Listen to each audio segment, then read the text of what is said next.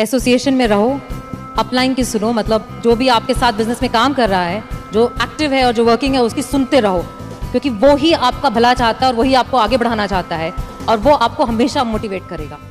हमारे बिजनेस में भी हम हमेशा कहते हैं डुप्लीकेट करना है, डुप्लीकेट करना। और बहुत सारे लोग इस बात को सोचते हैं, डुप्लीकेट का मतलब हरकतें, आपके एक्शंस, आपकी बात करने का तरीका, वो डुप्लीकेशन होता है। बट आपने बहुत खूबसूरत बात बोली कि डुप्लीकेशन कॉपी करना नहीं होता, एसोसिएशन करनी पड़ती है, प्रॉस्पेक्टिंग करनी पड़ती है, क्लोजिंग करनी पड़ती है, लाइन अप करना पड़ता है, बहुत कुछ करना पड़ता है।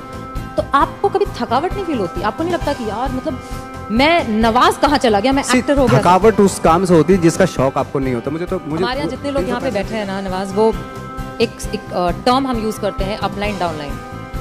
जो ऊपर वाला है वो अपलाइन है, जो नीचे वाला है वो डाउनलाइन है।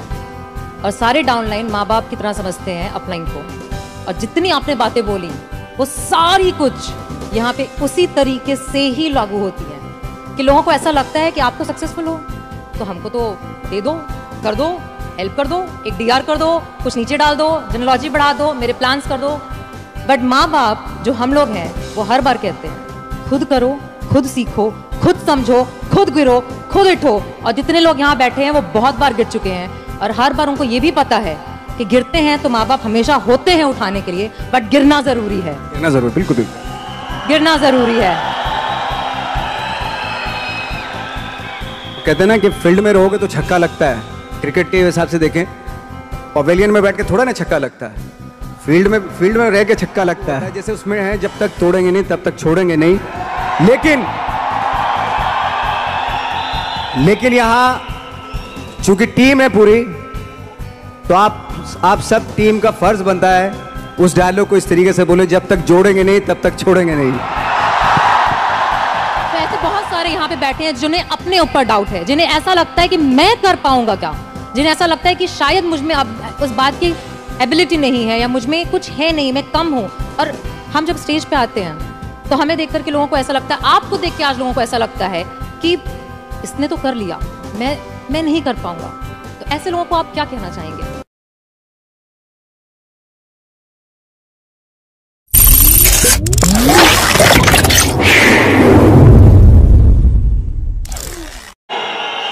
ऐसे जब 20 साल पहले मैं खड़ा हुआ था ऐसे किसी ऑफिस में जाके, तो मुझसे पूछा गया था कि क्या है, किसी डायरेक्टर के असिस्टेंट ने पूछा था क्या है, मैंने कहा एक्टर हैं।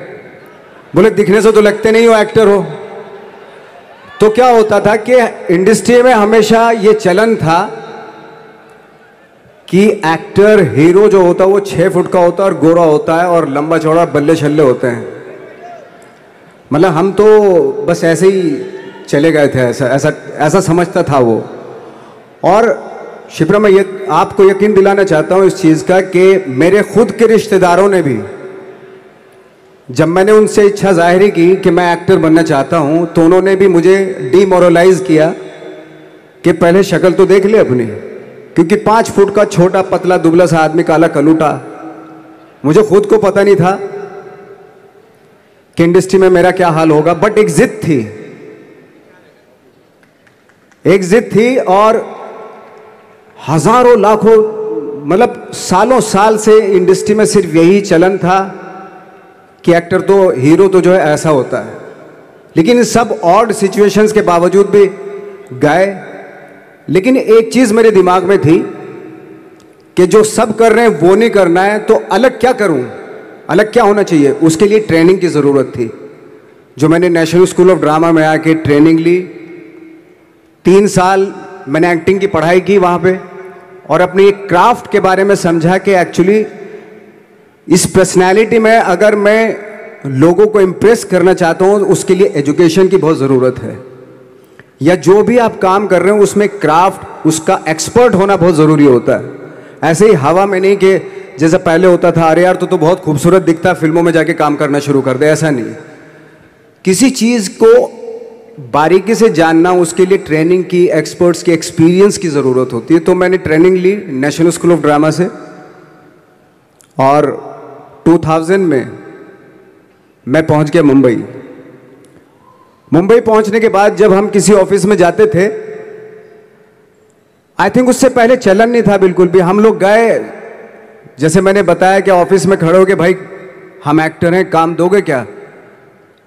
तो बोले पहले हुलिया तो देख अपना तू। तो ये हर बार सुनने के लिए मिलता था और वो बात भी सही थी, क्योंकि उससे पहले कभी कोई आपने देखा नहीं होगा कोई इतना बड़ा, कोई इतनी सी पर्सनैलिटी का 5 फुट 6 इंच का आदमी, पतला दुबला सा मरियल सा, कि कभी ये इस तरह के लोग एक्टर भी बन सकते हैं, हीरो भी बन सकते हैं, स्टार भी बन सकते हैं, ऐसा चलन था ही नहीं। मैं कॉन्फिडेंट था बिकॉज ऑफ माई ट्रेनिंग। मैंने ट्रेनिंग ली थी और अपनी क्राफ्ट के बारे में बहुत अच्छे से जानता था मैं, और उस चीज का सिर्फ कॉन्फिडेंस था मुझे कि आज नहीं तो कल, कल नहीं तो परसों, या 10 साल या 20 साल या 30 साल, 30 साल के बाद नंबर जरूर आएगा मेरा। मैंने कभी भी अपने को टारगेट नहीं किया, टारगेट नहीं दिया मैंने कि अगर 2 साल ट्राई करके देखता हूं उसमें, अगर हो गया तो ठीक है, वरना कोई दूसरा फील्ड अपना लूंगा, ऐसा कभी नहीं। जिस चीज का पैशन होता है, जज्बा होता है, अगर आप दिल से चाह लो ना तो पूरी दुनिया झुक जाती है उसके ऊपर। उसको पूरा करने के लिए पूरी कायनात एक हो जाती है कि इस आदमी की जिद के लिए, इस आदमी की जिद के आगे झुकना पड़ेगा, और पूरी दुनिया झुकती है आपकी जिद के आगे। लेकिन आपको जिद्दी होना पड़ता है, आपको बहुत सारे सेक्रीफाइस भी करने पड़ते हैं, क्योंकि ये आपने चाहा है। परीक्षा देनी पड़ती है आपको, जितना बड़ा इम्तिहान होगा उतनी बड़ी परीक्षा भी देनी पड़ेगी। आसान काम नहीं है। छोटे छोटे टारगेट बनाएंगे तो छोटों में निपटारा हो जाएगा। हमेशा अपने आप को टारगेट बढ़ा दो।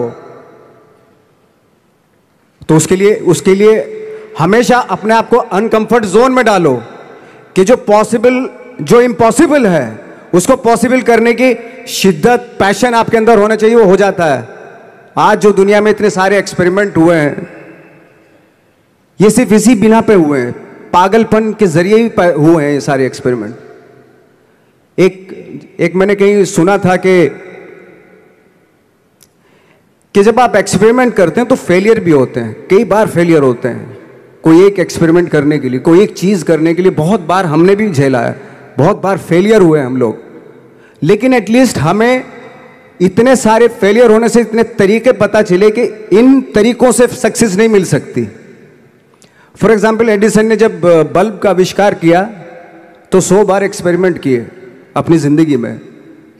100 बार एक्सपेरिमेंट करने के बाद जब उसको पता चला कि अरे फॉर्मूला तो ये था बल्ब बनाने का, तो एटलीस्ट उसके साथ साथ उसको ये भी पता चला कि 100 जो तरीके हैं, 100 तरीकों से बल्ब नहीं बनता, ये भी पता चला उन फेलियर्स में उसको।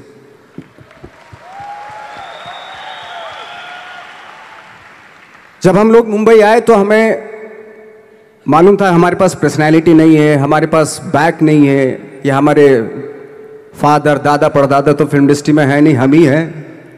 तो हमें क्या करना चाहिए? इसलिए लोगों के बीच में घुसे रहते थे, आम लोगों के बीच में घुसे रहते थे, उनका एक्सपीरियंस सुनते थे, उनको ऑब्जर्व करते थे। तो आई थिंक मेरे पास 15 साल तक, 10-12 साल तक कोई काम नहीं था। जैसे आपने बताया कि बहुत ही 10-10 सेकंड के रोल करके घर में आके बैठ जाता, पूरे साल खाली बैठे रहते थे हम लोग। लेकिन एक चीज थी कि लोगों के बीच में रहते थे। लोगों के बीच में रहने से ये एहसास हुआ हमें कि तरह तरह के लोग हैं, लेकिन हमारी इंडस्ट्री में सिर्फ एक ही तरह की एक्टिंग होती है। हजारों करोड़ों लोग हैं इस दुनिया में, लेकिन एक्टिंग सिर्फ एक ही तरीके से होती है हमारे यहां। तो मुझे लगा यार, ये मैं तो ट्रेन भी हूं, मुझसे अपनी आर्ट भी आती है, और हजारों लोगों को मैं ऑब्जर्व भी कर रहा हूं, तो ये तो सबसे अच्छा सूत्र है। इससे तो मैं बहुत कुछ कर जाऊंगा। तो जब ये सूत्र पता चला मुझे कि अब मैं ये जो हजारों लोगों को मैंने ऑब्जर्व किया है, अब जब भी मुझे कोई रोल मिलेगा उन्हीं में से वो एक इंसान होगा।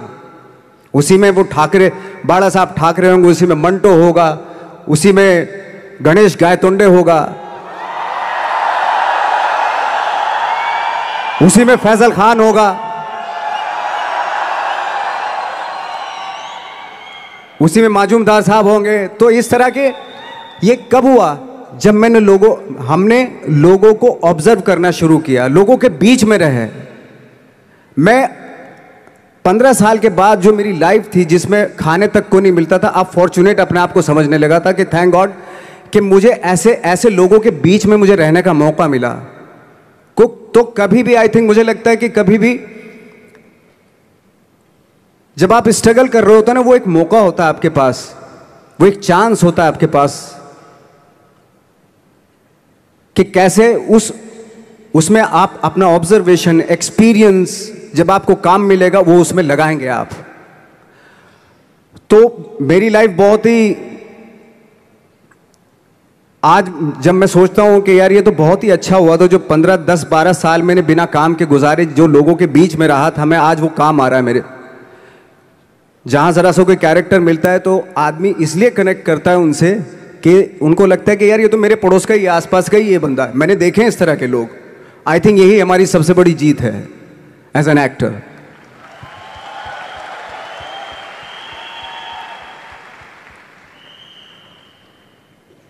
ऑफ कोर्स स्ट्रगल में बहुत सारी चीजें सेक्रीफाइस करनी पड़ती हैं, क्योंकि खुजली आपको हुई है, आप ही को मिटानी पड़ेगी। यू नो, आप जो आप हैं वो आपने बनना चाहा था, और अगर डिसअपॉइंटमेंट आ रहे हैं तो आप तो कंप्लेन भी नहीं कर सकते, क्योंकि आप ही ने चाहा था ये बनना।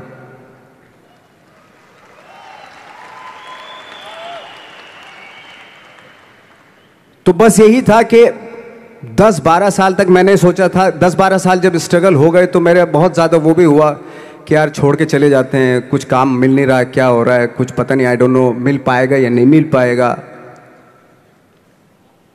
फिर ये होता था कि नहीं, मेरी मदर जो है ना एक लेटर लिखती थी मुझे हमेशा, तब मोबाइल नहीं आए थे, पेजर आए थे, तो पेजर यहाँ पे लगा के चलते थे हम लोग। जब उनको मालूम हो जाता था कि भाई बंदा जो है ना थोड़ा सा फ्रस्ट्रेशन में है, डिप्रेशन में है क्योंकि काम नहीं मिल रहा, तो मेरी माँ मुझे एक लेटर लिखती थी, उस पर लिखती थी कि लिखने के बाद एक लास्ट में लिखती थी कि 12 साल में कचरे के दिन भी बदलते हैं, तू तो इंसान है, तेरा दिन भी बदलेगा।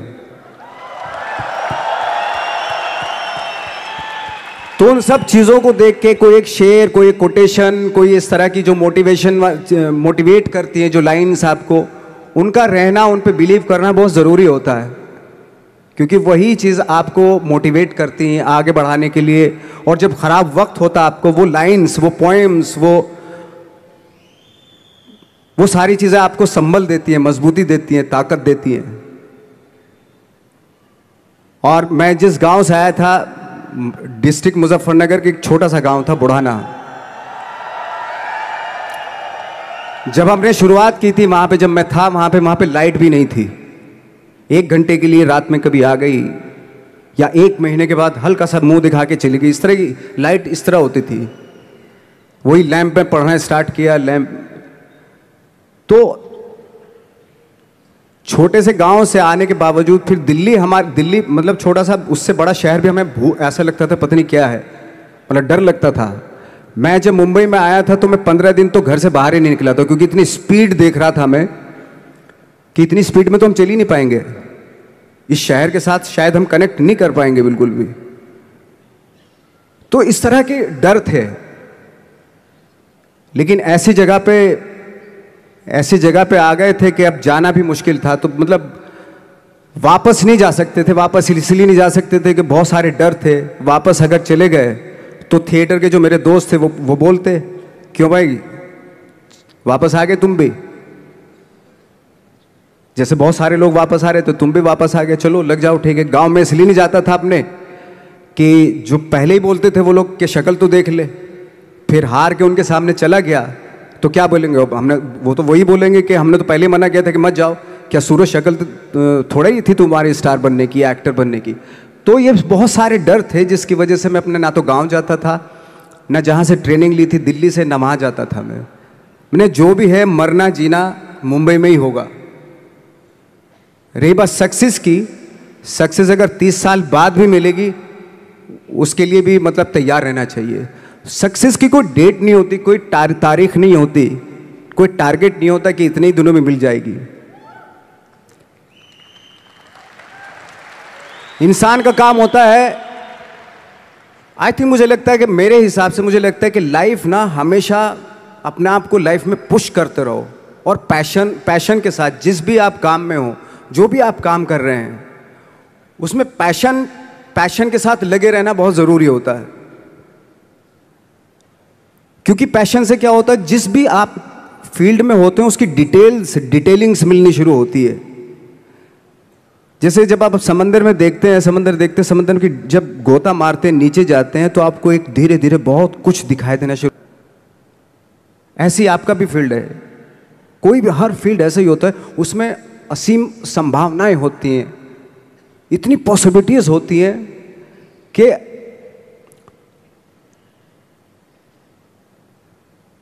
आई थिंक दुनिया का हर काम में इतनी सिर्फ अगर एक दर्जी है पैंट सीता है, 1000 तरीके की पैंट सी सकता है वो, अगर वो चाहे तो।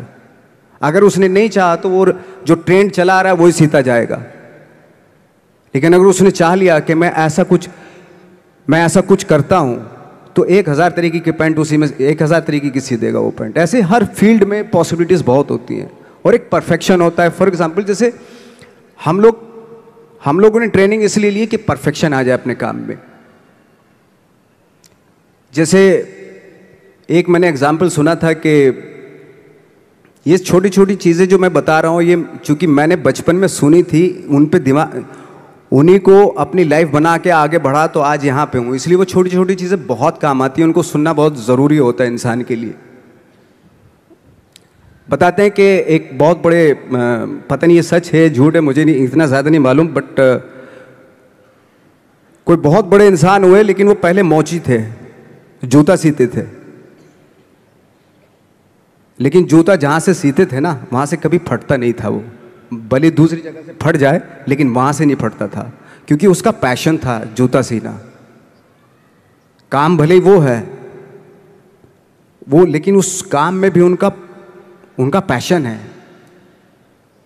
तो इसी वजह से वो इतने पॉपुलर होते चले गए कि यार जूता फट गया लेकिन सिलवाना वहीं जाके है, क्योंकि वहाँ अगर उन्होंने सी दिया वहाँ पे, जिंदगी भर वहाँ से जूता नहीं फटेगा।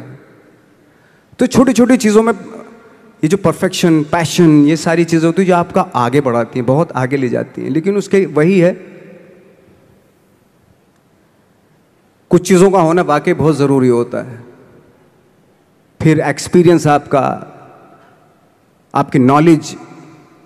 जैसे मेरा मानना है कि मैं आई एम सॉरी टू से, बट मेरा खुद का मानना है कि मैं लक पे बिलीव नहीं करता हूँ। मेरे सामने आज तक मेरे सामने लकीली कोई चीज़ नहीं हुई कि मैं लकीली यहाँ तक पहुँच गया।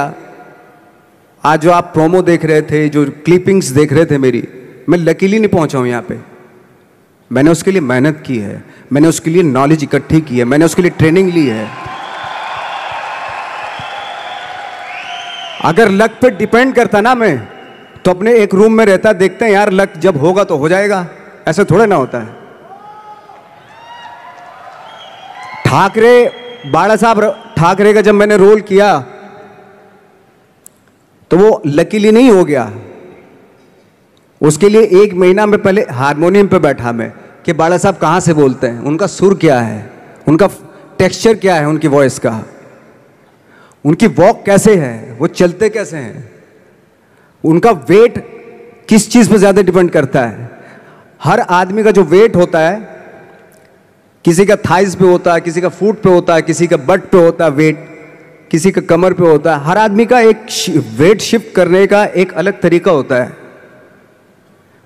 तो हम लोग इतनी डिटेल में जाते थे कि बाड़ा साहब किन चीज़ों पे वेट कर रख के चलते हैं, ऐसे चलते हैं, कोई या तो ऐसे चलते हैं या ऐसे चलते हैं, ये इस तरह की बहुत सारी डिटेल होती हैं। जब आप जाते हैं तो बहुत सारी चीज़ें पता चलते हैं।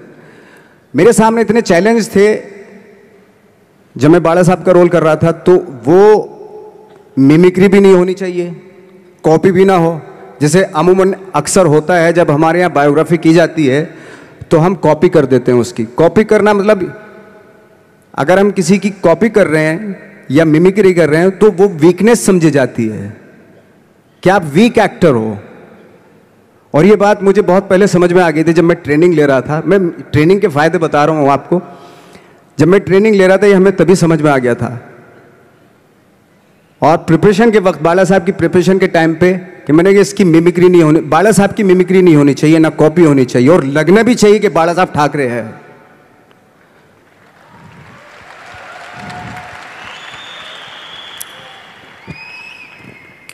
क्योंकि चैलेंज ये था कि हजारों लाखों वीडियोस हैं बाला साहब ठाकरे के, हर आदमी ने देखे हुए हैं, सब ने देखे कि बाला साहब कैसे बोलते हैं, कैसे हाथ को ऐसे ले जाते हैं। एक बार ये हुआ था कि मैं जब इसकी शूटिंग कर रहा था, ठाकरे मूवी की शूटिंग कर रहा था मैं, तो उद्धव साहब ठाकरे जो है वहाँ पे आ गए थे, वैनिटी में बैठे थे मेरे सामने, तो मेरा हाथ ऐसे था, इट्स लाइक दैट। तो बोले आपने हाथ ये ऐसे क्यों रखा हुआ है? मैंने उनका हमेशा ऐसे ही रहता था हाथ, तो और यही वो क्या होता था, वो सिगार पीते थे और सिगार ऐसे पिया जाता है कुछ ऐसे, और इसलिए उनका हाथ हमेशा नॉर्मली भी रहता था तो ऐसे रहता था, और यहीं से जब स्पीच देते थे यहीं से ये जाता था, जो उनका सिग्नेचर वो जेस्चर था। तो वो शॉक हो गए कि इतनी डिटेलिंग आपने ली है। तो जब वो फिल्म देखी उन्होंने, तो फिल्म देखने के बाद उनको रियलाइज़ हुआ कि वाकई बहुत स्टडी की है नवाज ने उनके बाला साहब के ऊपर। तो मुझे खुशी हुई थी कि थैंक गॉड कि ये सारा किस लिए हो रहा है, पैशन की वजह से हो रहा है। एक पैशन है, उसके बाद आपका एक्सपीरियंस है, आपकी नॉलेज है, आपकी ट्रेनिंग है, उससे ये सारी चीज़ें निकलती हैं। लाइक मंटो, ये जितने भी कैरेक्टर्स हुए वो सब हवा में नहीं हुए या लकीली नहीं हो गए, उनके लिए बाकायदा बहुत छोटी छोटी मेहनत की, छोटी छोटी डिटेल इकट्ठी की गई, स्कोर बनाया उसका, उन डिटेल्स का, तब जाके वो कैरेक्टर जो आप देखते हैं वो एक अलग इंसान दिखता है। वो मैंने कभी भी हीरोइज्म या इन सब चीज़ों पे बिलीव नहीं किया। जब आज मुझे बोलते हैं कि तुम तो स्टार हो, मैं सच आज भी मुझे यकीन नहीं होता कि मैं स्टार हूँ। मुझे लगता है कि मैं एक्टर ही हूँ, और मैं आज भी ढूंढने की कोशिश कर रहा हूँ, नई नई डिटेल्स ढूंढने की कोशिश कर रहा हूँ कैरेक्टर्स की। स्टार्स का क्या होता है कि जब स्टार होता है एक जैसा होता है और 30-40 साल तक एक जैसा करता चला जाता है। वो मुझे वो नहीं बनना। अगर मैं ये करूं तो शायद दूसरे दिन ही बोर हो जाऊंगा मैं। मुझे हर रोज नए कैरेक्टर ढूंढने हैं।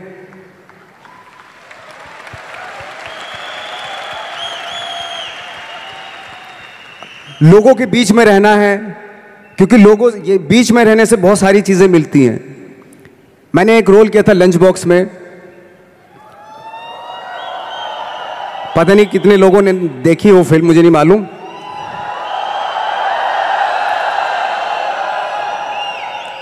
उसका कोइंसिडेंट ऐसा हुआ कि मेरा जो दोस्त था, जो मेरे रूम पार्टनर स्ट्रगल के टाइम पे मेरे साथ रहता था, तो मैंने उसी की डिटेल मार दी उसमें फिल्म में। जब पिक्चर रिलीज हुई तो उसने देखी, उसको लगा अरे ये तो मैं हूं। अब वो भी एक्टर था। उसके बाद जब वो फिल्म इंडस्ट्री में किसी के पास काम मांगने जाता था तो लोग उसको बोलते थे यार ये ऐसा मत करिए, नवाज ने कर दिया, कुछ दूसरा कर। तो बोलता हम तो ओरिजिनल में ही ऐसे हैं, उन्होंने हमारा कॉपी किया है। लेकिन कहने का मतलब ये है कि लोगों के क्या होता है, स्टार्स हमेशा शीशों के घरों में रहना शुरू कर देते हैं। उनको बांद्रा में, उनको मतलब किसी ऐसी जगह पे रहते हुए ये नहीं मालूम कि दूसरी जगह क्या है। अगर आप चाहते हैं रोज हर फिल्म में एक नई पर्सनैलिटी क्रिएट करें तो लोगों के बीच में रहना पड़ेगा आपको। भले थोड़ी परेशानियां होती हैं बट रहना पड़ेगा उनके बीच में। मेरा तो ऐसा मानना है। नवाज, आप बहुत छोटे से शहर से हैं, डिस्ट्रिक्ट मुजफ्फरनगर। यहाँ पे बहुत सारे लोग ऐसे बैठे हैं जो बहुत सारी सिटीज़ से हैं, actually major cities like Delhi, Bangalore, Hyderabad, Pune, Chennai, Nepal. और इन सब चीज़ों के बीच में बड़े शहरों की बहुत सारी फैसिलिटीज़ हैं, बहुत सारे आराम हैं। जबकि आपके शहर या जिस शहर से मैं हूँ, जहाँ पे एजुकेशन भी नहीं मिलती है, जहाँ पे खाना पीना, जैसे आपने बोला बिजली, कोई भरोसा नहीं होता कब आएगी, जाना तो नॉर्मल है।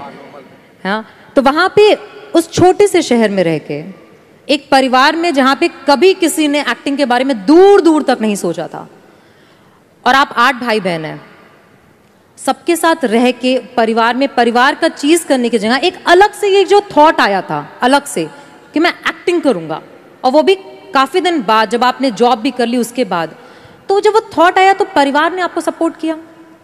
और अगर रिश्तेदारों ने, जैसे आपने बोला कि कहा, तो आपके दिमाग में उस समय क्या चलता था? मेरे दिमाग में ये तो नहीं आया था कि मुझे एक्टर बनना है, बट इतना ज़रूर था कि कुछ तो नया करना है। क्या करूँगा मुझे नहीं आइडिया था। जो सब लोग करते हैं जो वो नहीं, कुछ अलग करना है मुझे। लेकिन मुझे ये नहीं मालूम था कि मुझे एक्टिंग करनी है। और इसीलिए मुझे लगता है आज जब मैं सोचता हूँ कि अगर मैं किसी भी फील्ड में होता, एक्टिंग के अलावा किसी भी फील्ड में होता, तो मैं एक्सपेरिमेंटल ज़रूर होता। क्योंकि मुझे आदत थी कि मुझे जो ट्रेंड चल रहा है उसके अगेंस्ट, मैं बहुत रिबेलियस था, रिबेलियस किस्म का इंसान हूँ मैं, आज भी हूँ, रहूँगा। क्योंकि मुझे अच्छा लगता है जो ट्रेंड चल रहा होता है उसके अगेंस्ट कुछ काम करना, चाहे मुझे अच्छा लगता है वो। क्योंकि क्या है ना कि जो चलन चल रहा है, आई थिंक उसको बहुत आसान है उस चलन के साथ चलना। उसके अगेंस्ट चलना, उसके लिए सालों लग जाते हैं। बीच बीच में आपको ये भी लगता है कि यार शायद पॉसिबल नहीं है, लेकिन जब पॉसिबल होता है ना तो तब बड़ा अच्छा लगता है। तब ये जैसे आज मुझे फील हो रहा है ना, तब ऐसा लगता है। यहाँ पे जितने लोग भी बैठे हैं और इंक्लूडिंग मुझे, हमने भी ऐसा कुछ शुरू किया है या हम भी ऐसा कुछ कर रहे हैं जो ट्रेडिशनल नहीं है, जो बहुत अलग है, और जिसके लिए बहुत लोग बोलते हैं कि पता नहीं होगा कि नहीं होगा, कर पाएंगे कि नहीं कर पाएंगे, या तुम कर रहे हो करके दिखाओ, तुम कर लिए तो देखते हैं। और लोग जगह जगह समय समय पर हर समय हर किसी को, यहाँ पे जितने लोग भी बैठे हैं उनको कहते हैं कि तुमसे तो हो नहीं पाएगा, और हो गया तो राम जाने। तो जब हमें ये कैसे हुआ, ये कैसे हुआ, फिर पूछते हैं कैसे हुआ, हाँ ये कैसे हुआ, कैसे हुआ फिर भी सुन लेंगे, बट साथ में अगर आगे करने को करो ना तो हिम्मत नहीं होगी। तो आपने जब शुरू किया और आपने जब करना शुरू किया, और आज आपकी वो दोस्त जिन्होंने आपको बोला या जो रिश्तेदार आपको बोलते थे कि तुझसे नहीं हो पाएगा, वो आज क्या कहते हैं? देखो ये है कि जैसे मैंने बताया कि मुझे कदम कदम पे ये बोला गया, जैसे रिश्तेदार मेरे सबसे पहले तो रिलेटिव्स ही बोलते हैं आपके, बोले भाई ये जो करने जा रहा है तू, ये तेरे बस का नहीं है, तू देख ले, अपना बस का नहीं है ये। और जब हो जाता है तो ऑफकोर्स यही कि हमने तो बोला था, अब पता नहीं कब बोला था, मुझे भी नहीं पता कब बोला था उसने कि हमने तो बोला था हो जाएगा।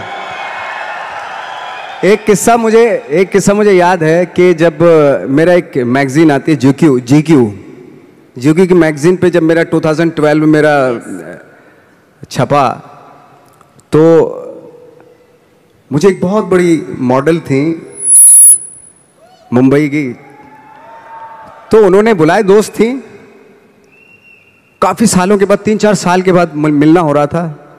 तब मैं 3 साल पहले स्ट्रगल ही कर रहा था ऑलमोस्ट, लेकिन जैसे जीक्यू में आया मेरा मैगजीन में, तो वो शॉक्ड हो गई। और वो बहुत ही खूबसूरत, लंबी चौड़ी खूबसूरत मॉडल की तरह बिल्कुल, और मैं ऐसा दिखने में, तो मुझे बुलाया, बोला यार तुम जीक्यू के पेज पे आए हो? मैंने हाँ। तुम कैसे जीक्यू के पेज पे आ गए? मैंने पता नहीं, मुझे भी पता नहीं क्यों आया। तुम्हें मालूम है तुम जीक्यू के पेज पे आए हो? मैंने हाँ। तुम्हें पता नहीं तुम कैसे आए हो, क्यों? तुम्हें मालूम है तुम जीक्यू के पेज पे आए हो? शी वॉज लाइक, मतलब उसने बहुत अपनी जिंदगी में बहुत साल दिए इंडस्ट्री को, लेकिन कभी इस तरह का कुछ हुआ नहीं कि जीक्यू के पेज पे आ गए या इस तरह के। हालांकि मैं ज़्यादा कुछ इस चीज़ पे बिलीव नहीं करता, बट उसके लिए बहुत इंपॉर्टेंट था कि जीक्यू के पेज पे तुम कैसे गए। मतलब उसका कहने का मतलब यार तू दिखने में 5 फुट 6 इंच का आदमी, ना तेरा शक्ल, ना सूरत, ना कुछ, तू कैसे आ सकता है जीक्यू के पेज पे? See that was the mindset. ये माइंडसेट था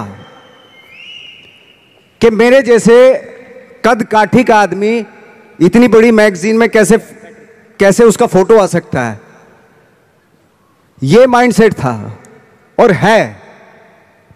लेकिन इन सब के ऊपर आप तब उठते हैं जब आप क्राफ्ट जानते हैं, अपना काम जानते हैं। हम लोग अपना काम जानते थे, हम लोगों को अपनी चीजें मालूम थी, क्योंकि हमने उसको वक्त दिया था, हमने उसको टाइम दिया था, अपनी क्राफ्ट को, अपनी चीजों को, अपनी ट्रेनिंग को टाइम दिया था, इसलिए ये सारी चीजें पॉसिबल हुई। यहाँ पे जितने भी लोग बैठे हैं, जैसे आपने बोला कि ट्रेनिंग बहुत ज़रूरी है, और आप काफ़ी बार इस बात को मेंशन करते हैं कि ट्रेनिंग समझना, अपने क्राफ्टमैनशिप को समझ के करना बहुत ज़रूरी है। हमारे अंदर भी एक कल्चर है जिसमें हम कहते हैं कि साथ में बैठना, रहना, जैसे आपने बोला साथ में रहना बहुत ज़रूरी है, तो हम हमेशा कहते हैं एसोसिएशन में रहना ज़रूरी है। अच्छी तालीम पाने की तरह हम कहते हैं कि अपने बिजनेस को समझना, उसके अच्छे और उसकी बुराइयों को जानना बहुत ज़रूरी है। और शायद आज ये मैजिक ट्रेनिंग में आपको इसलिए बुलाया है बिकॉज इनको भी यही ट्रेनिंग दी जा रही है कि विश्वास करो अपने सपने पे, लगे रहो, दिक्कतें आएंगी, बट समझो और समझ के जब करोगे तो एंड में सक्सेस ज़रूर मिलेगी।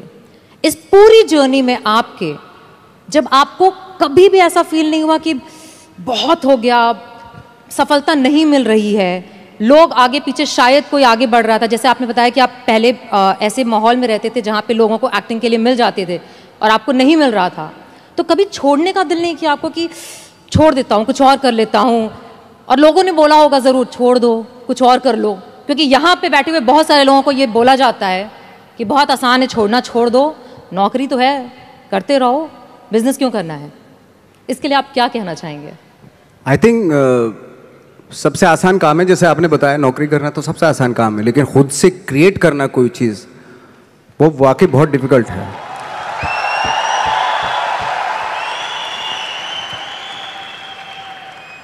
क्या होता है ना कि सरकारी नौकरी मिल गई, बस अब कुछ नहीं चाहिए, पूरी जिंदगी गुजार देते हैं, क्योंकि मिलता रहेगा, वो सो हटाएंगे तो नहीं, आपको मिलता रहेगा, सरकारी पैसा आता रहेगा आपके पास। लेकिन खुद से जब करते हैं ना, तो उसको करते हुए बहुत दिक्कतें आए, डेफिनेटली बहुत दिक्कतें आएंगी, क्योंकि खुद का कुछ क्रिएट कर रहे हैं आप, और क्रिएशन में हमेशा प्रॉब्लम आती है, वो आसानी से नहीं हो जाता, कोई भी क्रिएट चीज़ आसानी से नहीं हो जाती। तो आपके आसपास मुझे लगता है कि मोटिवेट करने वाले लोग होने चाहिए, आपके दोस्त ऐसे होने चाहिए जो आपको मोटिवेट करें, आपकी बातें सुने, ऐसे लोगों के बीच में रहिए जो आपको हर वक्त आपकी बातें सुने, आप चाह क्या रहे हो, क्या सोचते हो आप, उसकी रिस्पेक्ट करें। और सारे जो ग्रुप जो होता है, वो उसकी थॉट को रिस्पेक्ट करके उसको एग्जीक्यूट करें, यू नो, वो बहुत ज़रूरी होता है। तो आई थिंक जैसे हमारे यहाँ भी होता है कि बहुत सारे टैलेंटेड एक्टर होते थे, जब हम दिल्ली से मुंबई की तरफ आते हैं तो बहुत सारे जत्था का जत्था 15-20 एक्टर्स आते थे,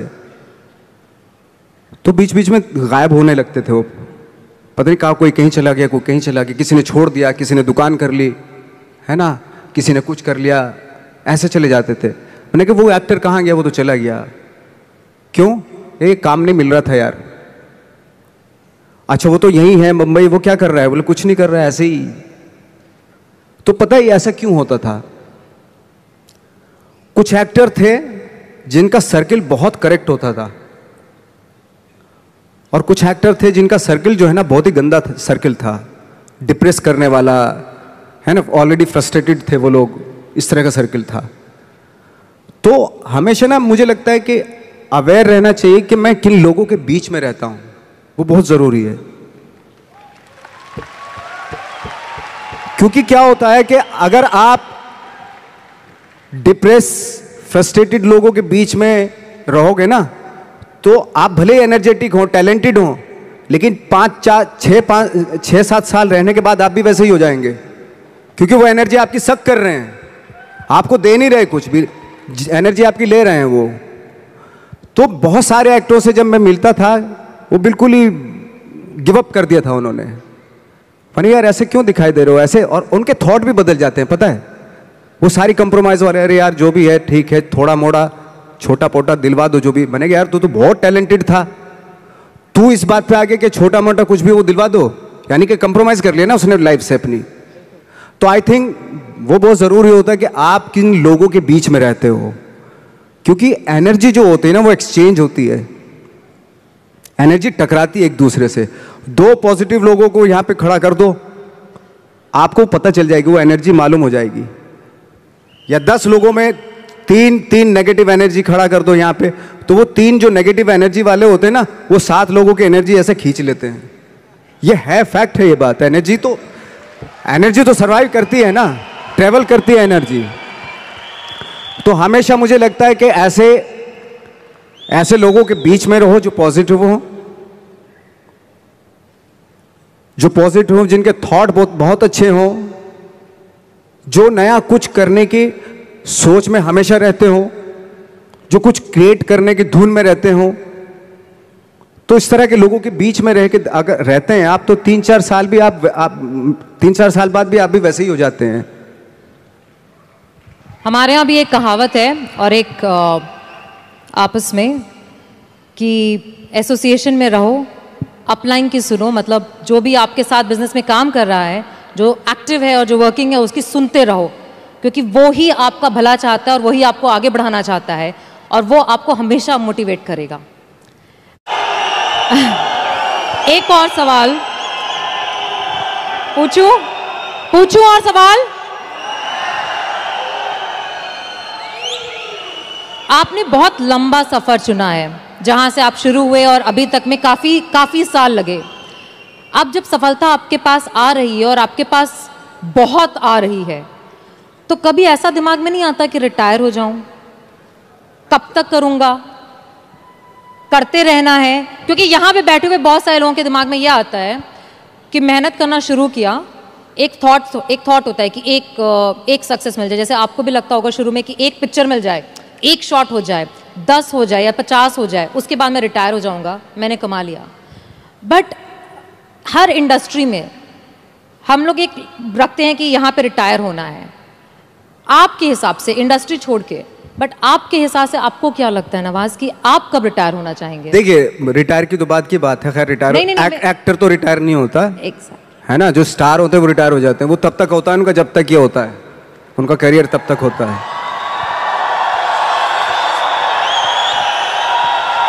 लेकिन इसमें और इसमें फर्क होता है, बिल्कुल, है ना।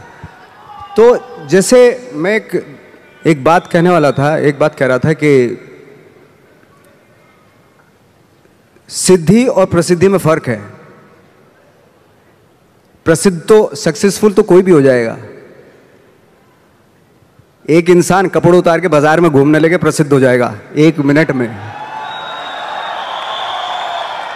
ठीक है, आजकल तो इंटरनेट का जमाना है, थोड़ा मोबाइल से खींच लिया, डाल दिया, हो गया। अरे नंगा घूम रहा था बंदा बाजार में, कौन है, अच्छा ये नाम है, अच्छा हा, है, हो गया प्रसिद्ध। तो हमारे एक टीचर थे, वो हमेशा बताते थे प्रसिद्धि और सिद्धि में कितना फर्क है। पहले प्रसिद्धि लिखते थे और नीचे सिद्धि लिखते थे। प्रसिद्धि का प्र हटा दो, सिद्धि होता है। तो सिद्धि जो होती है प्रसिद्धि के भी ऊपर होती है। सिद्धि प्राप्त करना बहुत जरूरी होता है, सिद्धि प्राप्त करना बहुत मुश्किल है, प्रसिद्ध होना बहुत आसान है। हम यहाँ पे फ्रेंकली स्पीकिंग, मैं मुंबई में प्रसिद्ध होने के लिए नहीं आया था, मुझे इस फील्ड में सिद्धि प्राप्त करनी थी, इसलिए आया था मैं।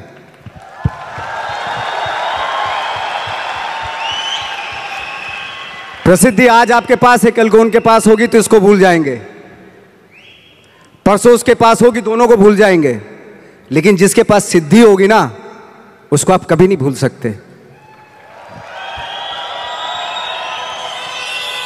आप जो भी काम कर रहे हैं, अगर उसमें आपका पैशन है, जज्बा है, उसमें आपका मैडनेस है, तो वो सिद्धि आपको मिलेगी।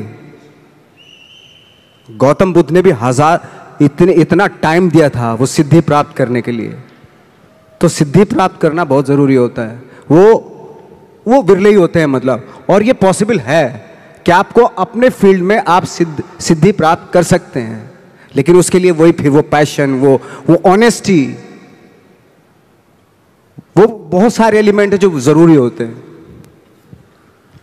इनफैक्ट मैंने बहुत सारे आपके इंटरव्यूज़ देखे थे जहाँ पे मैंने एक कॉमन चीज़ पाई कि आप हमेशा ये बात कहते हैं कि मैं जो रोल करता हूँ, मैं जो काम करता हूँ, मैं उसमें जाके घुस के उसको बनना नहीं चाहता हूँ। जैसे आपने अभी बोला ठाकरे जी का रोल करते वक्त आपको ऐसा महसूस हुआ कि मुझे उनको कॉपी नहीं करना था, बट मुझे उनको समझना था, उनकी ज़िंदगी को जीना था और उसे दर्शाना था।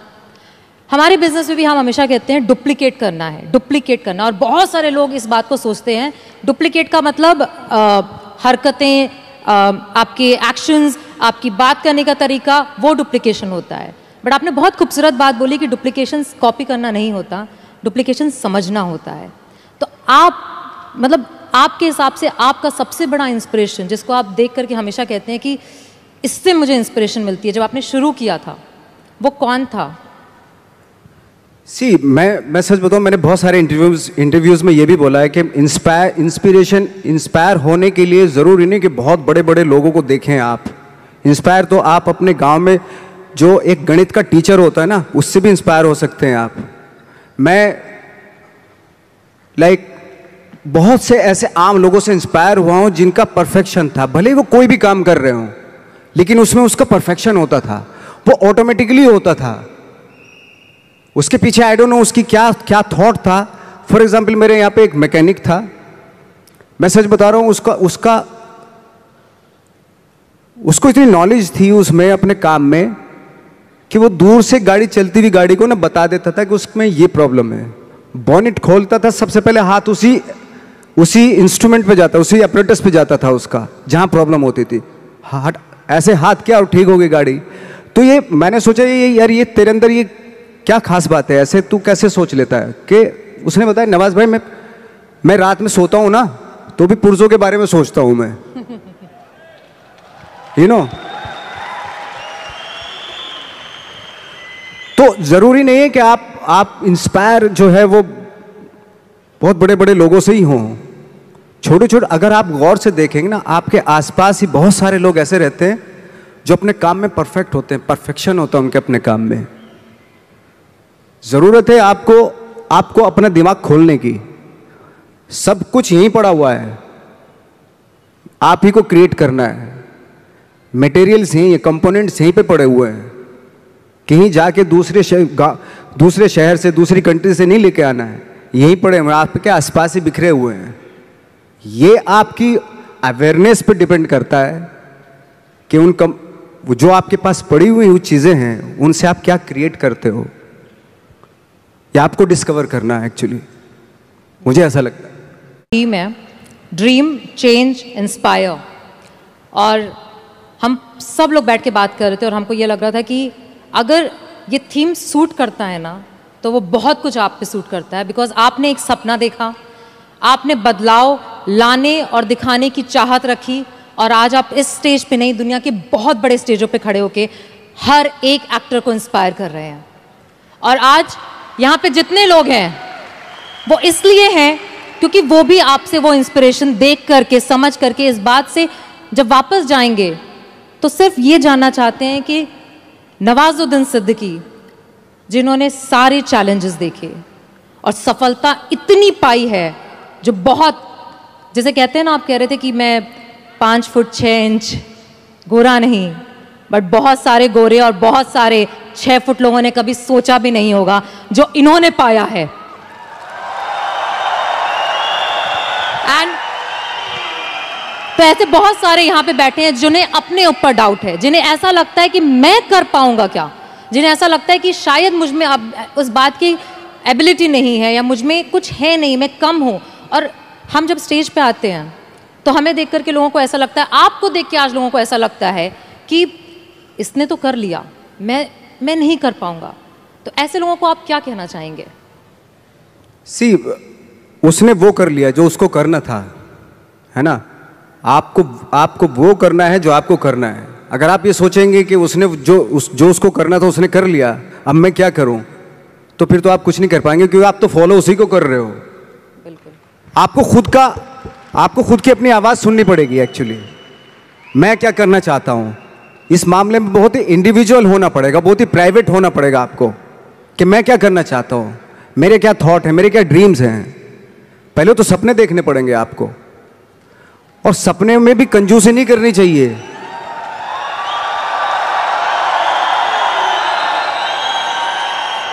सी सपने, कभी कभी आप सपने देखते हैं, ऐसा लगता है कि यार ये तो पॉसिबल नहीं है, लेकिन पता है जो सपने देखते हैं वो पॉसिबल हैं, वो एग्जीक्यूट हो सकते हैं। पहले सपने तो देखना शुरू कीजिए। तो कहते ना, गांधी जी का ना एक कोटेशन था कि वो सपने वो होते हैं जो आपको सोने नहीं देते, दिन में भी हैं, वो उस तरह का था ना कि एपीजे अब्दुल कलाम ने कहा था कि dreams are not those which you see when you sleep, but dreams are those which does not allow you to sleep. Exactly. तो मैंने खुद ने देखा है कि एज एन एक्टर, मैं तो अपने एज एन एक्टर ही बात करूंगा, मैं जब रात में सो रहा हूं और मुझे ड्रीम आया कि मैं एक रोल ऐसा कर रहा हूं, कुछ अजीब सी बॉडी लैंग्वेज है, अजीब सी उसका डायलॉग डिलीवरी है, और अजीब सही मतलब, और सुबह उठा कि थोड़ा थोड़ा याद रह गया मुझे कुछ ऐसा। लेकिन बार बार कई बार जब वो सपने देखे मैंने, तो अजीब सा ही कुछ था, और जो मेरे बूते के बाहर की चीज थी, वो ऐसा सपना था, वो ऐसा कुछ मैं परफॉर्मेंस वाइज देख रहा था। कुछ जैसे कभी कभी आप कुछ फिल्में देखते हैं, कुछ इंस्पायर हो जाते हैं कि कुछ परफॉर्मेंसेस से इंस्पायर हुए, और मैं उस परफॉर्मेंस के काबिल भी, मतलब उसके आसपास भी नहीं था मैं। तो मैंने सोचा यार ये इम्पॉसिबल, ये तो मैं कर ही नहीं सकता। और जब मैं उठ के करना शुरू किया, मैंने जो मैंने सपना देखा था वो एग्जीक्यूट करने की कोशिश की, तो बहुत ही भोंडापन सा हो रहा था उसमें, बहुत ही अजीब सा लग रहा था। मैं खुद ही घबरा गया अपने आप से, मैं क्या कर रहा हूं। बट बार बार उसी चीज को, जो मैंने सपना देखा था, उसी को बार बार एग्जीक्यूट करने की कोशिश करता रहा। बाद में after long time I realised कि मैं उसके जैसा करने लगा हूं, मतलब जो मैंने सपना देखा था, बिल्कुल। कभी कभी आपने देखा होगा, ये भी एक सपना ही था यार, मैं उड़ जाता हूं चलो आज, है ना, सपना, ये फैंटेसी थी। कभी सोचा होगा कि किसी ने, कोई सोच भी नहीं सकता था, वो भी एक सपना ही था ना। आज लोग चले जाते हैं ना, एक दूसरी कंट्री से उड़ के चले जाते हैं, ये भी सपना ही था, किसी का सपना ही रहा। ये सारे सपने थे एक्चुअली, जो आज एग्जीक्यूट हो रहे हैं, कुछ सालों के बाद एग्जीक्यूट हो रहे हैं, हजारों सालों के बाद एग्जीक्यूट होते होते चले गए। तो सपना देखना जरूरी है, और एब्सर्ड सा सपना देखना और भी जरूरी होता है। सपना कैसा भी देखना जरूरी होता है। क्यों? क्योंकि उसमें पॉसिबिलिटी होती है। जितना एब्सर्ड सा, अजीब सा सपना देखेंगे, आई थिंक उस पे जब आप फोकस करेंगे ना, तो आई थिंक वो बहुत खूबसूरत चीज होती है। वो साधारण सपना देख लिया तो ठीक है, सुख के, वो तो कोई भी देख लेता है साधारण सपना। मैं कहता हूं असाधारण सपना देखना चाहिए, क्योंकि सपना, असाधारण सपना वो तभी आएगा जब आप असाधारण सोच के होंगे।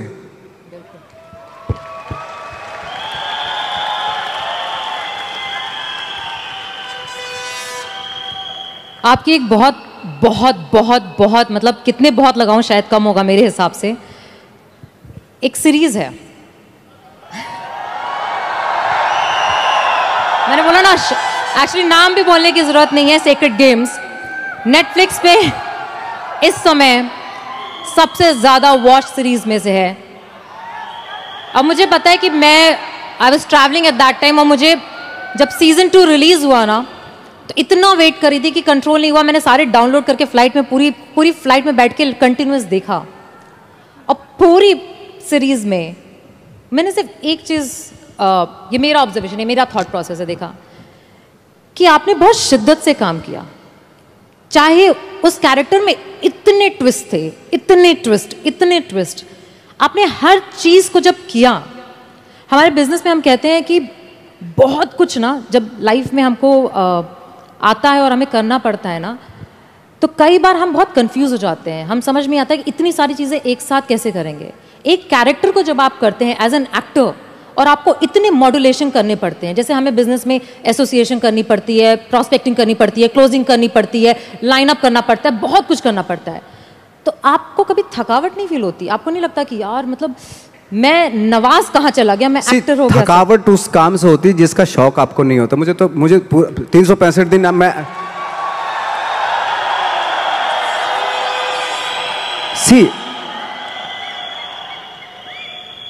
मेरे साथ मेरा अनूप आया, वो जानता है मैं साल में ट्रैवलिंग को छोड़ के, अगर ट्रैवलिंग नहीं कर रहा तो मैं 300 दिन शूटिंग करता हूँ। बाकी जो 65 डेज है ना वो ट्रैवलिंग के होते हैं। अगर ट्रैवलिंग के भी ना हो ना, मैं 365 डेज जो है ना शूटिंग ही करता रहूँ। मुझे इतना शौक है एक्चुअली। मेरा ये एक मैडनेस है मेरे पास है, और थैंक गॉड मुझे उसमें बहुत सारे लोग बोलते हैं, मेरी प्रॉब्लम भी होती है एक्चुअली कि यार क्या है, आप सिर्फ यही करते रहते हो, यही कुछ थोड़ा सा बाहर जाओ, घूमो फिरो, है ना, ऐसा होता है, बहुत सारे लोग बोलते हैं। तो मुझे लगता है यार ये मैंने तो यही चाहा था ना, यही पैशन था ना मेरा, और यही मौका मिल रहा है मुझे, करने का मौका मिल रहा है, तो इससे मैं बोर कैसे हो सकता हूं? अगर 365 डेज मुझे काम, पूरे 12 के 12 महीने आप यही करवाते रहे, तो इसी का तो शौक है मुझे। बिल्कुल। ये छोड़ के मैं कहीं और जा ही नहीं सकता एक्चुअली। अगर किसी को मुझे सजा देनी है तो मुझे एक्टिंग करवाना बंद करवा दे, तो मैं खुद ही ऐसे ही मतलब खत्म हो जाऊंगा। तो मेरा शौक है ये, और वो शौक जो है ना, वो आपका जो शौक होता है जब वो पैशन बन जाता है ना, तो वो आपकी लाइफ हो जाती है। तो आपकी लाइफ ना, जो ना तो किसी सक्सेस की मोहताज होती है। अगर आज मुझे फिल्मों में काम मिलना बंद हो गया तो मैं थिएटर करना शुरू कर दूंगा। वो बंद हो गया, मैं 2 लोगों को ले जाके यहां पे एक नाटक कर दूंगा, स्ट्रीट प्लेस करना शुरू कर दूंगा, क्योंकि वो मेरा पैशन है। मैं मोहताज नहीं हूं कैमरे का, है ना।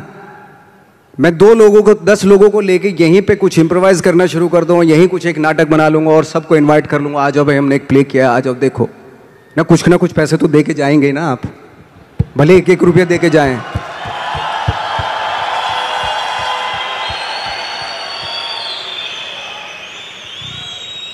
तो हम लोग जो है बहुत सारी चीज़ों के मोहताज नहीं है। अगर छोड़ भी देंगे ना तब भी हम अपना, कहते हैं ना कि वो एक होता है कि एक किसी को आप रेगिस्तान में भी छोड़ दो, वो बिजनेस, एक कौम होती है जो बिजनेस करती है, बिजनेसमैन, ओके, अगर उनको रेगिस्तान में भी छोड़ दो कि वहां पे भी बिजनेस कर लेंगे वो। बिल्कुल, मुझे लगता है क्योंकि उनकी रग रग में होता है वो, उनके ब्लड में होता है वो। जो भी आप काम करें वो काम आपके वाकई ब्लड में होना बहुत जरूरी है, उसके लिए मैडनेस होना बहुत जरूरी है। आई थिंक यहां बैठे 10,000 लोगों के दिल में भी कुछ मैडनेस है।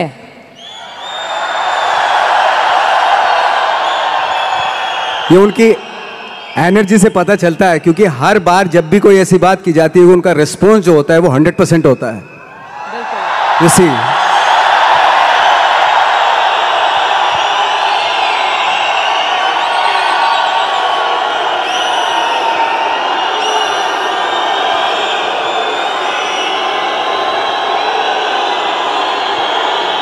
It's really wonderful energy, I'm telling you. Beautiful energy.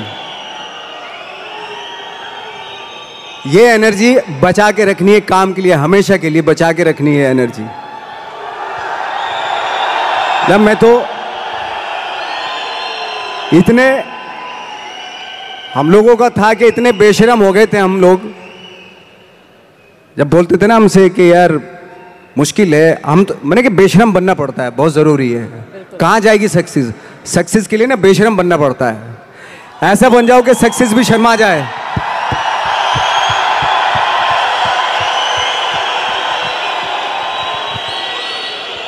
वो जब हम चैलेंज करते थे, कितने साल में, 10 साल में, 20 साल में, 30 साल में, 40 साल में, कितने साल में मिलेगी सक्सेस? हम तो रेडी थे। मैं 40 साल तक भी स्ट्रगल करता रहता अगर नहीं मिलता मुझे। मेरे अंदर तो वो पैशन था।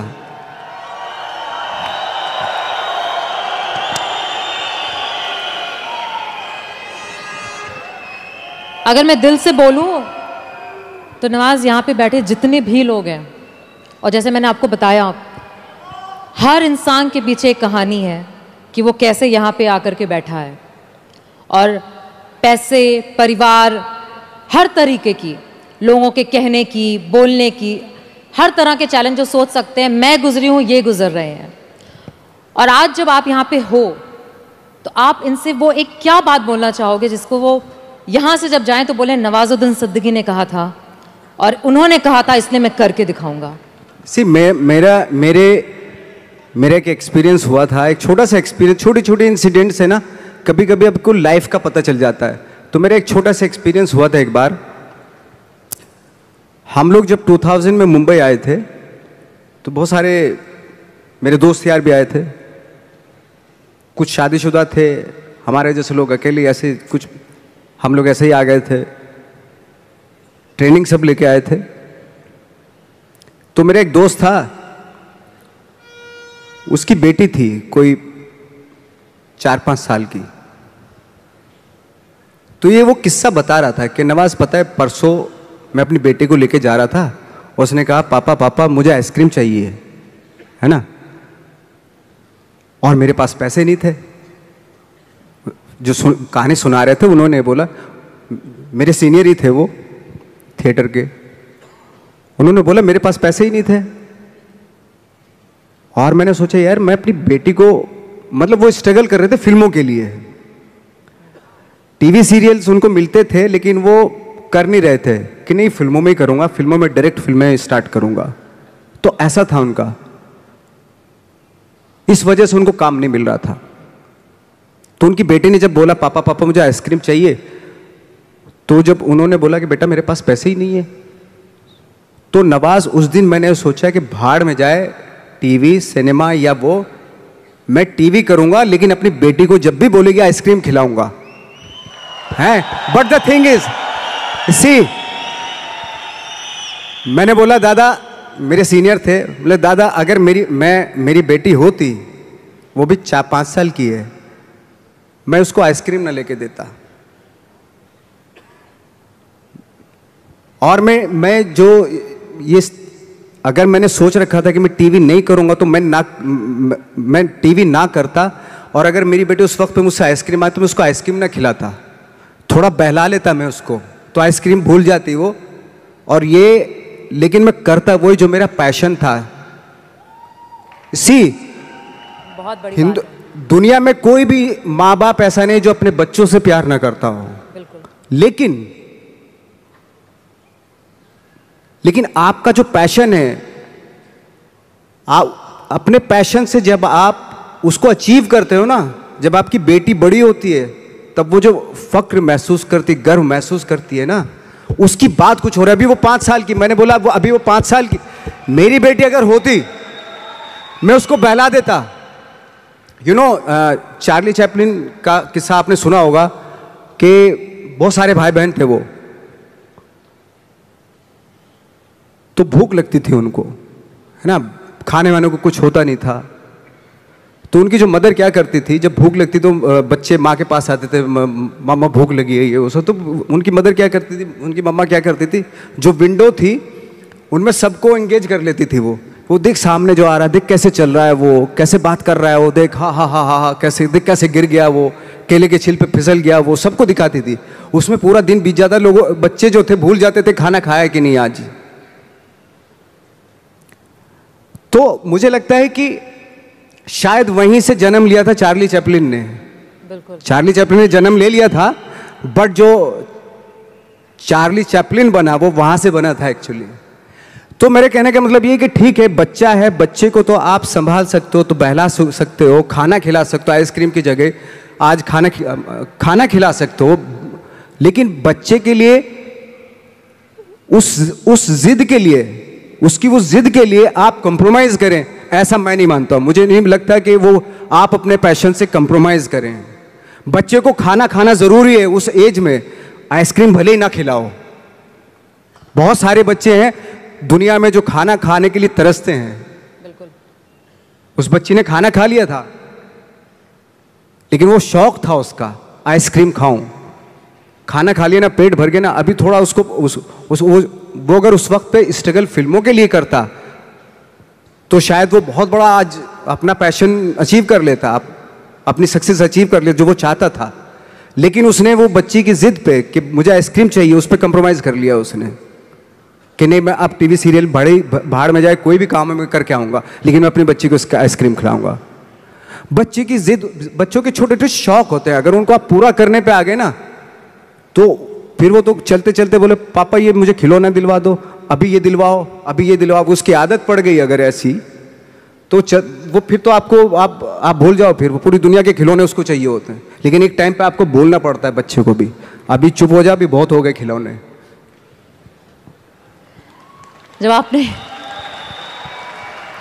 मैंने जब बिजनेस शुरू किया था नवाज, आज से 8 साल पहले, तो मेरा बेटा उस समय 5 साल का था और मैं सुबह से लेकर रात तक काम करती थी। और कई बार ऐसा होता था कि जब रात में घर पहुंचती थी तो वो सो रहा होता था और सुबह उठ के सिर्फ उसको स्कूल छोड़ती थी, सिर्फ आधा घंटा। और बहुत सारे लोगों ने बोला था, बहुत सारे लोगों ने, तू कैसी माँ है, तू ऐसे कैसे कर सकती है, तू इतना पैसे के पीछे इतना पागल है कि मतलब।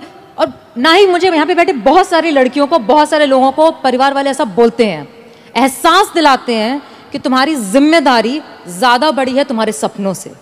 बट आज 13 साल का मेरा बेटा है, आज उसको जो चाहिए ना उसको बोलना नहीं पड़ता, उसको ऑटोमेटिकली मिल जाता है, क्योंकि वो 8 साल में ना सिर्फ मैंने सपनों को फॉलो किया।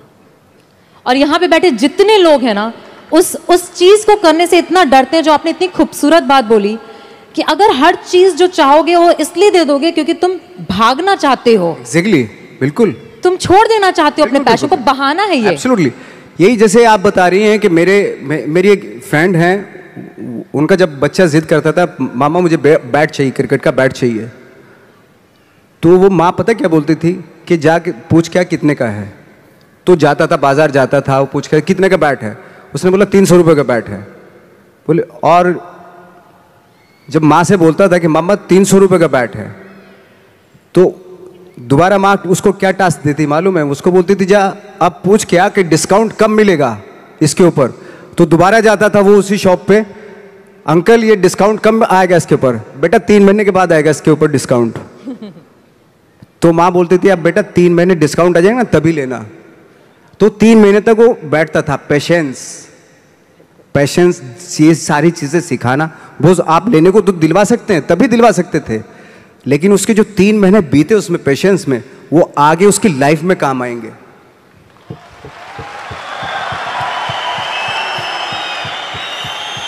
वो कहते हैं ना कि सक्सेस जब मिल जाती है और बहुत पैसा आ जाता है आपके पास, तो अपने बच्चों के शौक पूरे करने लगते हैं आप।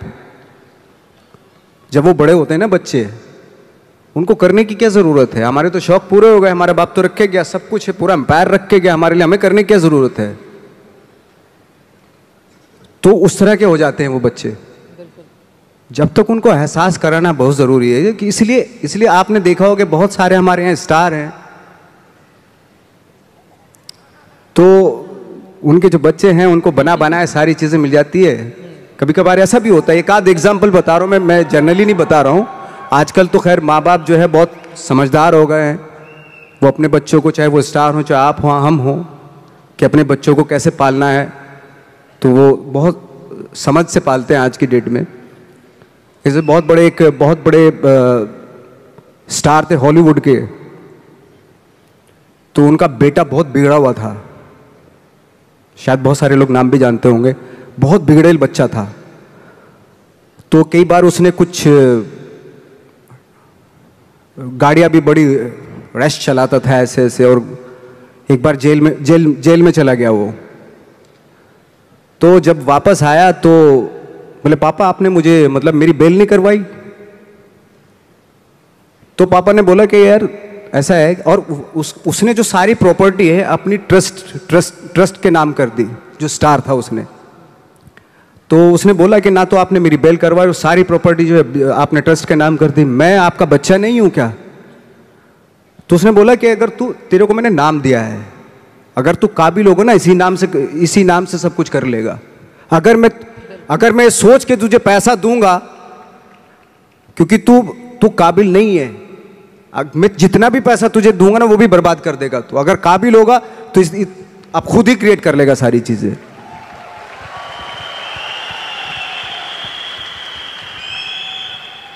प्यार की भी कहते हैं ना कि इंतहा होती है, तो बहुत जरूरी रिस्पॉन्सिबिलिटी, जैसा भी आपने बोला, जिम्मेदारी बहुत जरूरी होती है। प्यार में अगर बच्चा बह गया, या प्यार में जब बह जाते हैं तो बह जाते हैं, फिर बह ही जाते हैं, यू नो ऐसा होता है। हमारे यहाँ जितने लोग यहाँ पे बैठे हैं ना नवाज, वो एक टर्म हम यूज़ करते हैं, अपलाइन डाउनलाइन। जो ऊपर वाला है वो अपलाइन है, जो नीचे वाला है वो डाउनलाइन है। और सारे डाउनलाइन माँ बाप की तरह समझते हैं अपलाइन को। और जितनी आपने बातें बोली वो सारी कुछ यहाँ पे उसी तरीके से ही लागू होती हैं कि लोगों को ऐसा लगता है कि आप तो सक्सेसफुल हो तो हमको तो दे दो, कर दो, हेल्प कर दो, एक डीआर कर दो, कुछ नीचे डाल दो, जेनोलॉजी बढ़ा दो, मेरे प्लान्स कर दो। बट माँ बाप जो हम लोग हैं वो हर बार कहते हैं खुद करो, खुद सीखो, खुद समझो, खुद गिरो, खुद उठो। और जितने लोग यहाँ बैठे हैं वो बहुत बार गिर चुके हैं और हर बार उनको ये भी पता है कि गिरते हैं तो माँ बाप हमेशा होते हैं उठाने के लिए, बट गिरना जरूरी है। गिरना जरूरी, बिल्कुल बिल्कुल गिरना जरूरी है। वो कहते हैं ना कि फील्ड में रहोगे तो छक्का लगता है। क्रिकेट के हिसाब से देखें, पवेलियन में बैठ के थोड़ा ना छक्का लगता है, फील्ड में रह के छक्का लगता है। एक बहुत ही खूबसूरत मूवी में काम किया था जो वन ऑफ माय, मतलब जिन्होंने बिजनेस में मुझे पाला पोसा बड़ा किया है, उनकी फेवरेट है the mountain man. The mountain man, mountain माझी, द माउंटेन माझी। हाँ, एंड उन्होंने हमेशा उस कहानी को बहुत बहुत सुनाया है हम सबको। और उसमें आपका एक डायलॉग है। हाँ, उसमें डायलॉग मैं बता देता हूँ आपको, लेकिन यहाँ पे कुछ और लागू होता है। जैसे उसमें है, जब तक तोड़ेंगे नहीं तब तक छोड़ेंगे नहीं। लेकिन यहाँ चूंकि टीम है पूरी, तो आप सब टीम का फर्ज बनता है उस डायलॉग को इस तरीके से बोले, जब तक जोड़ेंगे नहीं तब तक छोड़ेंगे नहीं।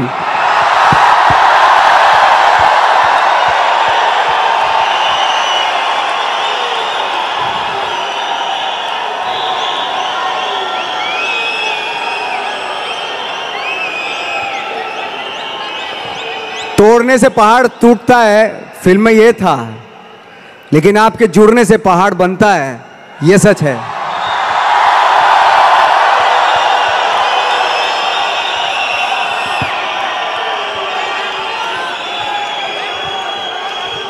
जितना जुड़ के रहेंगे उतना अच्छा है,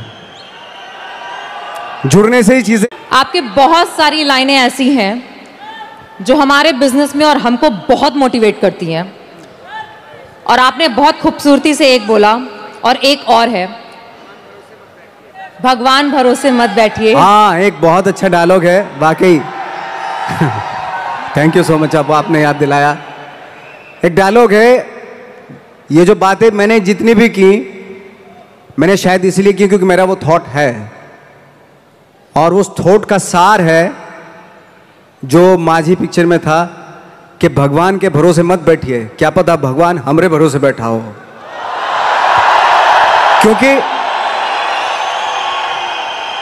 क्योंकि भगवान भी वेट करता है, भगवान वेट करता है, ये खड़ा होके कुछ करेगा तो मैं इसका साथ दूंगा। घर में लेटे लेटे रूम में भगवान भी साथ नहीं देता उसका। जब आप पक्का इरादा करते हैं और घर से निकलते हैं, सोचते हैं वाकई कुछ करना है, तभी भगवान साथ देता है। जो घर में घुसे रहते हैं उनका भगवान कभी साथ नहीं देता। गैंग्स ऑफ वासेपुर एक डायलॉग की फरमाइश आई है तो आपके सामने कर देता हूं। हालांकि वो डायलॉग पता नहीं, आई डोंट नो क्यों लोगों को बड़ा अच्छा लगता है, मुझे कभी भी उसमें मजा नहीं आया फ्रेंकली स्पीकिंग, लेकिन मैं सुनाता हूं। बाप का, दादा का, भाई का, सबका बदला लेगा रहा तेरा Faizal. Thank you very much.